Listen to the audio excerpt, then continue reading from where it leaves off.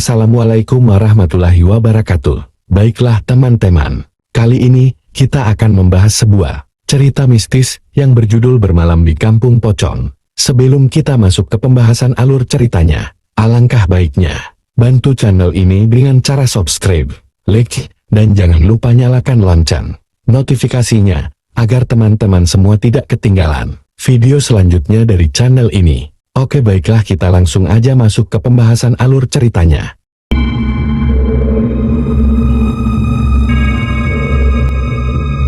Calon pengantin tegat boleh keluar rumah, apalagi udah mendekati hari H kudu dipingi. Lamali, ucap Buningrum ketika Arumi, putrinya, berpamitan ingin memberikan kartu undangan pada Maya, sahabatnya yang baru saja pulang setelah hampir 2 tahun bekerja di luar pulau.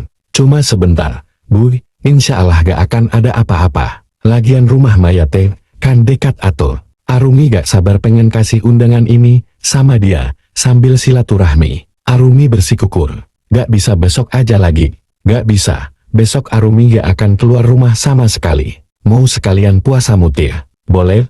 Ya, Biu, tanda tanya. Gadis yang rambutnya diuntun 2 lalu dikedepankan itu berusaha membujuk.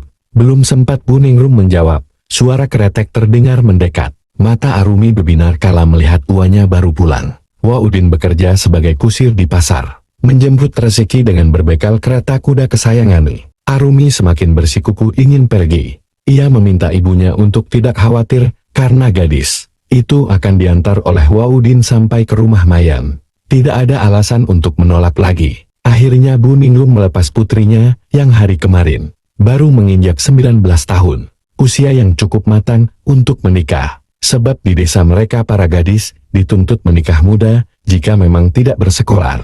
Dengan perasaan bahagia Arumi mencium tangan ibunya. Ia berlenggang pergi sambil berlarian menuju rumah Waudin yang ada di seberang jalan. Sedangkan Buningrum hanya bisa menatap gadis berdres payung sebawah lutut dengan bagian lengan berbentuk balon tersebut. Entah mengapa perasaannya gelisah. Setelah berbasa-basi dengan Waudin, akhirnya Arumi naik ke atas delman. Ia duduk dengan anggun, sembari melahun tas jinjing dari kain berisi undangan, dan 1 buku catatan. Ke rumah Maya aja kan? Jangan mampir kemana-mana, ucap Waudin. Tangannya mulai mengayun tali kakang pada kuda, agar hewan itu mulai berjalan. Iya, wah, tapi nanti tungguin bentar, ya, sahut Arumi serayan mengambil kartu undangan dari dalam tas di pangkuan. Ia tersenyum lagi, ketika melihat namanya terukir di sana. Bersanding dengan nama Afnan. Tanggal akad pun tercetak, 25 Oktober tahun 2005. Arumi mendongak ke arah jalan. Wah, kita lewat kebun tebu aja ya, biar cepet. Atuh jangan lewat situ, Neng, angker. Biar cepet aja, boy. Kalau ke jalan biasa lebih lambat nanti pulangnya. Sebenarnya ucapan Arumi ada benarnya juga. Karena tidak ingin menyia-nyiakan banyak waktu. Akhirnya Waudin menyanggupi permintaan keponakannya tersebut. Mereka pun mulai berbelok memasuki area kebun tebu. Entah mengapa tiba-tiba saja hari yang tadinya cerah mendadak berkabut. Kuda milik Waudin menjadi lebih berisik ketika harus berjalan di antara suburnya perkebunan. Kata orang mah di sini banyak hantunya. Ron, bisik Waudin gelisah. Malah membuat kudanya kian agresif bersuara keras. Ah, masa sih? Wah, tapi kalaupun benar, ya jangan diomongin kayak gitu, Pamali. Suasana kian hening. Angin menerpa di daunan menimbulkan suara gemerisin cukup keras. Arumi memeluk lengannya sendiri, mengusap-usapnya perlahan. Dingin begitu menusuk, padahal malam masih belum terlalu larut. Gadis itu terhenyak saat Waudin menarik pedati hingga kudanya terhenti. Arumi sampai harus berpegangan pada kayu penyangga samping delman. Ia bertanya berkali-kali, mengapa berhenti mendadak. Ternyata 4 pria berpenutup wajah menghadang delman mereka. 2 orang memaksa Waudin untuk turun. 2 lagi menarik tangan Arumi dari belakang. Gadis itu sempat berteriak, tetapi salah satu di antara mereka membekap mulutnya sambil menyimpan golok di leher. Jangan teriak, atau kamu mati. Mata Arumi membulat. Tubuhnya berontak kembali melihat leher Waudin ditebas begitu saja, tanpa aba-aba. Kakak dari ibunya itu jatuh ke tanah bersimbah darah. Kuda milik Waudin dipecut, hingga berlari tunggang langgang tanpa arahan. Kedua orang yang menyakiti Waudin menghampiri Arumi. Menutup mulut Arumi dengan kain hitam, tangannya dirapatkan. Ikut ditali hanya kaki yang masih bebas. Mereka menyeret tubuh gadis itu ke tempat yang lebih gelap. Begitu juga mayat Wouden. Diamankan terlebih dahulu ke tempat sempit lantas ditutupi daun tebu yang berhamburan di tanah. Setelahnya, si calon pengantin dibaringkan di tanah, dicekal dari belakang oleh seseorang. Arumi hanya bisa menangis karena bagian tubuhnya yang sensitif digerayami oleh mereka, seolah siap melahap Arumi sepenuhnya. Aksi bejat itu kian brutal dan berani. Satu orang mendekap tubuh Arumi dari belakang, dua orang lain memegang kaki, dan satu lagi menghancurkan pertahanan mahkota Arumi yang ia jaga baik-baik. Untuk calon suaminya, dunia Arumi seakan hancur di detik itu juga. Harapan membangun keluarga bahagia bersama Afnan lenyap sudah. Yang Arumi rasakan sakit di seluruh badan, juga hati. Tangan mengepal pada dedaunan kering. Kala satu persatu dari pria bajingan itu bergiliran merusak hidupnya. Wajah gadis itu sudah basah oleh keringat serta air mata. Siapa sangka, penderitaan Arumi tak cukup sampai sana. Wajah Arumi ditutup oleh kain hitam, membuat ia kesulitan bernafas. Tubuhnya bergerak-gerak selama 1 menit, lalu lemas begitu saja. Bagian tangan dan nadi dicek oleh pria yang mengenakan jaket Levi's. Ia berkata, "Mati bos, gimana?" "Ya bagus, dengan begitu, kita gak urusan sama hukum," jawab bosnya santai. "Kita buang kemana ini mayatnya?" tanya seorang. Mereka memandang gadis yang terkapar lemah di tanah itu. Salah satu dari mereka kembali mengecek denyut nadi, memastikan bahwa ia sudah mati.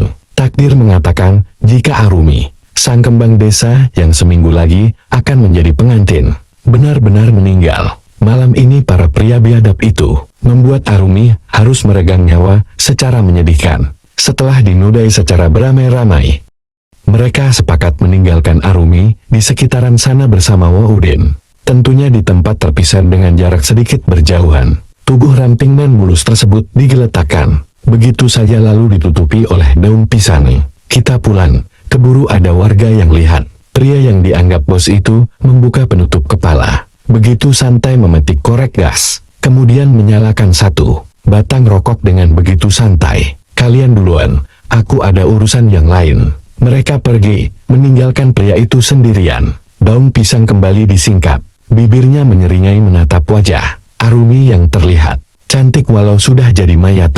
Setan seakan berkeliaran di kepala si pria misterius yang memakai jaket hitam parasut itu. Dirasa tak ada orang, tubuh Arumi kembali dicumbunya. Tak peduli suara anjing melolong, seakan menandakan banyak setan tertawa melihat aksi bejat itu. Puas hasratnya terhempas, si pria bangkit kembali. Ia meludahi tubuh dingin Arumi. "Ini balasan, karena kau sudah menghinaku, gadis sialan." Pria itu pun buru-buru pergi, kembali pulang dengan keadaan bahagia sebab dendamnya telah tuntas.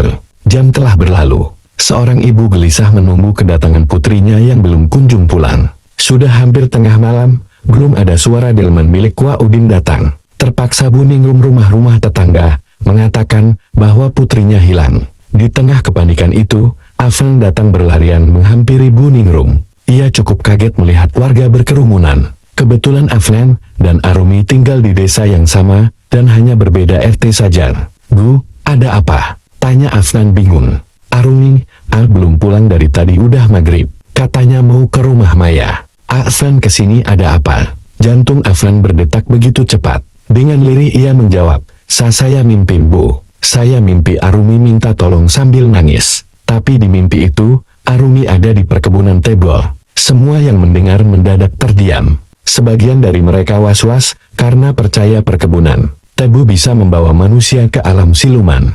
Mendung pagi di desa Cibodas Wetan bukan hanya dari langit saja, melainkan wajah-wajah murung penduduknya. Mereka dikagetkan dengan penemuan 2 jenazah di perkebunan tebu mati secara mengenaskan. Semalam Buningrum mengikuti firasat calon menantunya yang menyebutkan mimpi bertemu Arumi. Gadis itu sedang menangis di sana. Awalnya warga menolak. Mereka takut memasuki wilayah itu karena dianggap angker. Namun, rasa takut kalah dengan rasa penasaran. Mereka berbondong-bondong mencari jejak Arumi dan Wouden. Bercakan darah segar bekas tebasan senjata tajam menjadi saksi bisu bahwa kedua orang yang dicari ada di tempat tersebut. Sela-sela pohon tebu pun ditelusuri. Buningrum dan Afnan dipaksa berpikir positif, tetapi memang sulit. Fakta di lapangan mengharuskan mereka menangis histeris kala menemukan Arumi berbukur, kaku dengan tubuh terikat, berada pada tumpukan daun tebu kering. Belum lagi kepalanya ditutupi kain hitam. Tangisan itu disahuti oleh istri dari Waodin. Ia meronta-ronta, memanggil suaminya untuk bangun lagi. "Akan, bangun Atun, Kang. Jangan tinggalin Yati begini, Akan." Hingga pagi berlalu sampai jenazah selesai dikafani. Mereka masih dirundung kesedihan. Tidak ada manusia yang siap dengan perpisahan. Apalagi mati, meninggalkan cerita tragis. Sama halnya Bu Ningrum, saking syoknya wanita itu, masih belum sadarkan diri di kamar. Afnan duduk di samping jenazah. Arumi yang dikelilingi oleh pelayat yang ikut mengaji. Meski sudah dikafani, bagian wajah masih dibiarkan terbuka. Sesuai permintaan pihak keluarga, pria itu masih belum berhenti terisak, mengingat betapa indahnya kisah cinta yang sebentar lagi akan diwujudkan dalam sebuah pernikahan. "Kenapa kamu meninggalin Akan? Bukannya Neng udah janji mau hidup sama Akang selamanya?" bisik Afnan. Buru-buru ia menghapus air mata agar tidak jatuh pada badan jenazah. Kata orang pamali, mereka yang meninggal akan terasa berat. Tiba-tiba pundak Afnan ditepuk oleh seseorang. Ia menoleh sejenak, menatap wanita paruh baya berkebaya hitam. Dia adalah Mak Eda, nenek Afnan yang datang melayat untuk mengucapkan belasungkawa. Semakin pecah tangis Afnan mendapat pelukan dari sang nenek. Dalam dekapan itu pundaknya ditepuk-tepuk lembut oleh Mak Eda. Wanita itu berkata lirih, "Jangan sedih, kita balaskan saja dendam Arumi." Tubuh Afnan mendadak membeku, darahnya berdesir.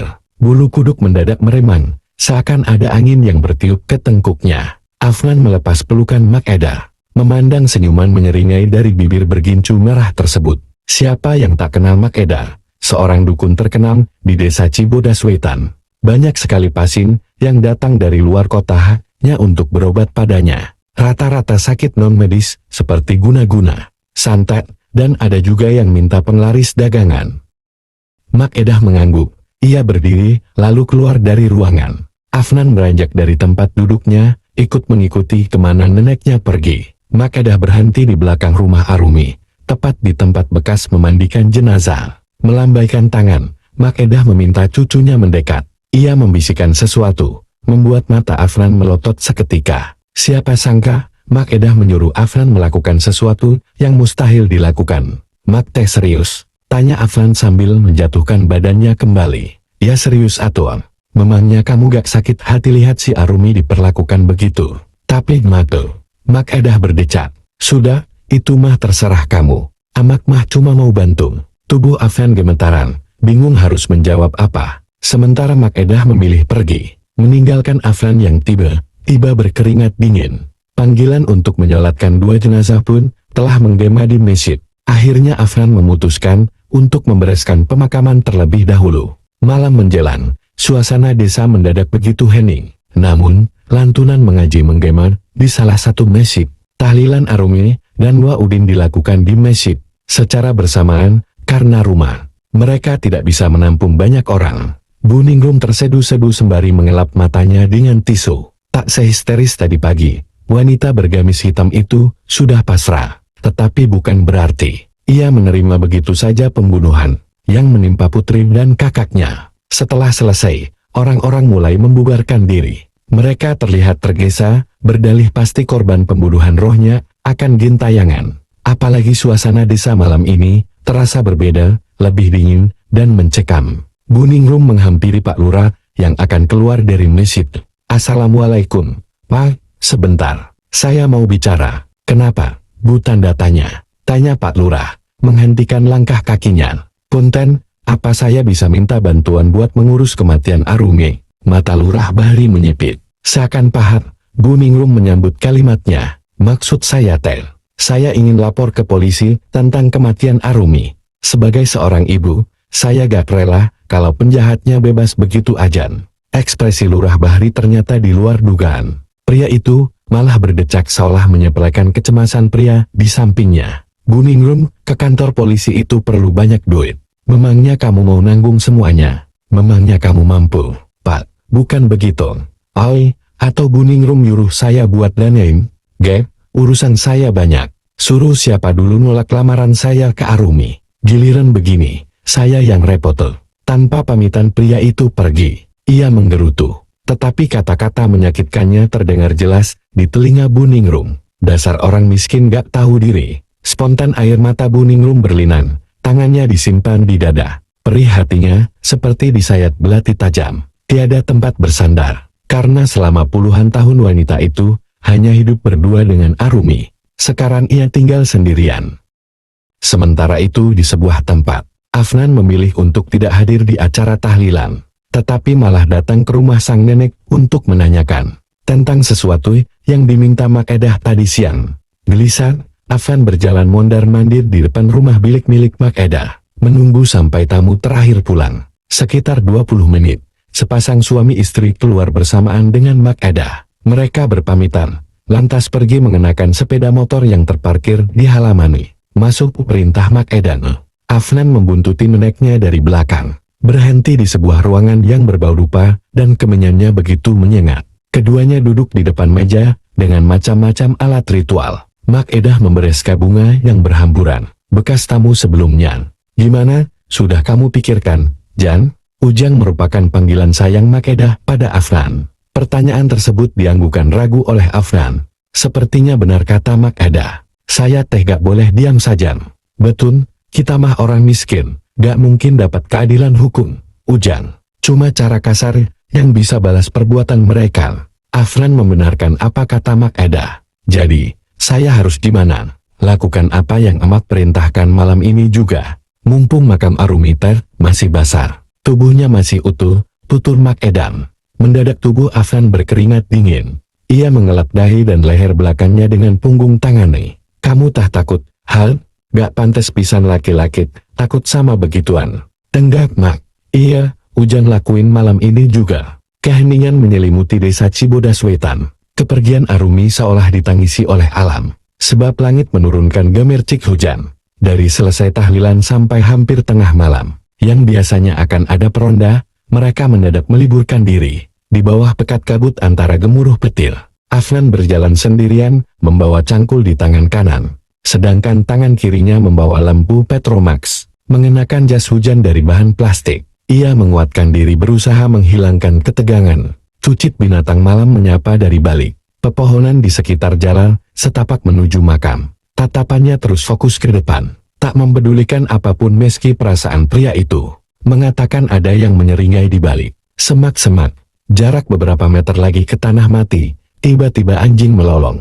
Bulu kuduk Afnan meremang seketika. Tubuhnya semakin gemetaran, bukan hanya karena kedinginan, tetapi sekarang mulai diselimuti kecemasan. Konon, jika seperti itu, tandanya ada makhluk tak kasat mata bergentayangan. Kalau saja ucapan Mak Edah tentang balasan penjahat, harus bisa lebih kejam tidak terngiang di kepala Afnan. Ia mungkin sudah berlari tunggang langgang dan bersembunyi di rumah seperti warga yang lain. Namun, tekadnya semakin dibulatkan untuk bisa menuntut balahri. Sampai di gerbang pemakaman, ia disambut oleh 2 pohon beringin di sisi kanan kiri. Langkahnya terhenti sejenak. Afnan menarik nafas dalam-dalam. Mata setajam elang tersebut menatap satu persatu batu nisan yang terhampas luas.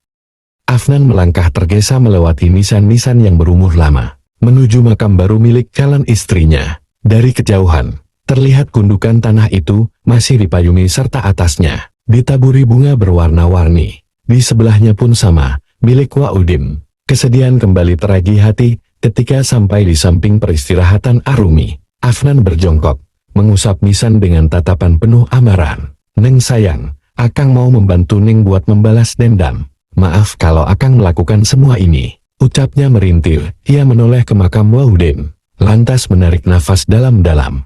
"Izin, ya Hulia. Semoga gak marah saya membongkar makam Neng Arunil." Pria itu beranjak dari tempat, mulai mencangkul kuburan Arumi. Gerakannya dipercepat. Takut ada orang yang mungkin memergoki meski hal tersebut mustahil. Afnan sempat berhenti di pertengahan, karena merasa lelah menggali tanah sendirian.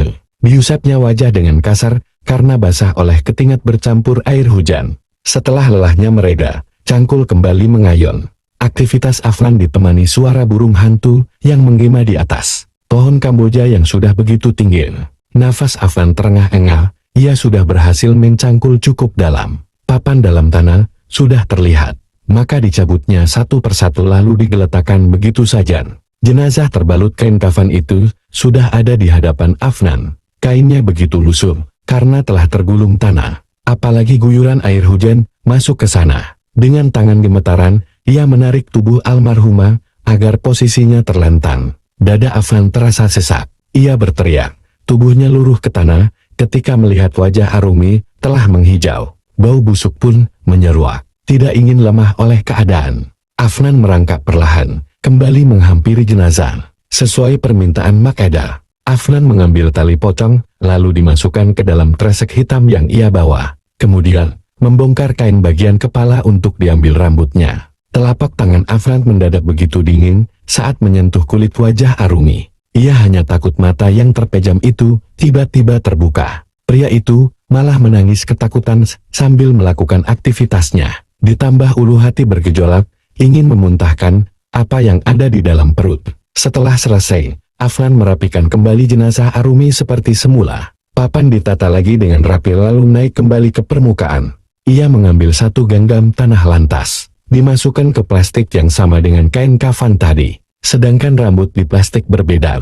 Lubang makam itu kembali ditutup oleh tanah hasil galian. Tidak terlalu rapi, yang penting aman. Pria itu langsung berlarian, meninggalkan pemakaman dengan membawa semua peralatannya. Padahal batu nisan belum dipasang lagi. Afnan sudah tidak kuat berlama-lama di sana.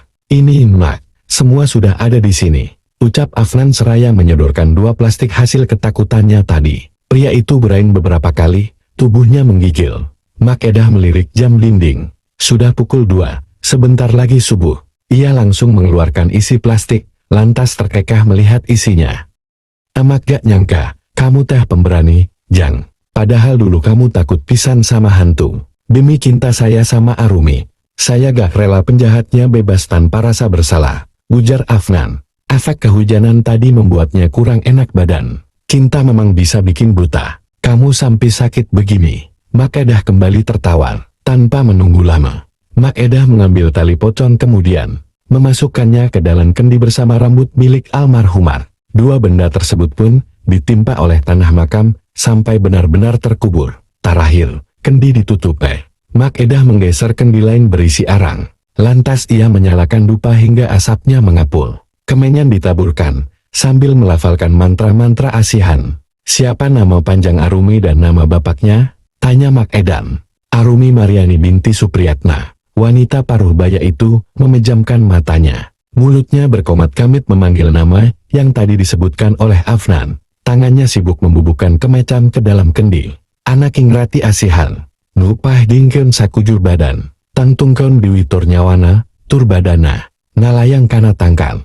Unggal peting senang hari ring curik. Banjur sagetih-getih ngepika ngocak curik. Hawa tempat yang tadi panas, mendadak dingin menusuk. Afnan mengusap tengkuk, sebab terpaan angin begitu kencang menabrak punggungnya.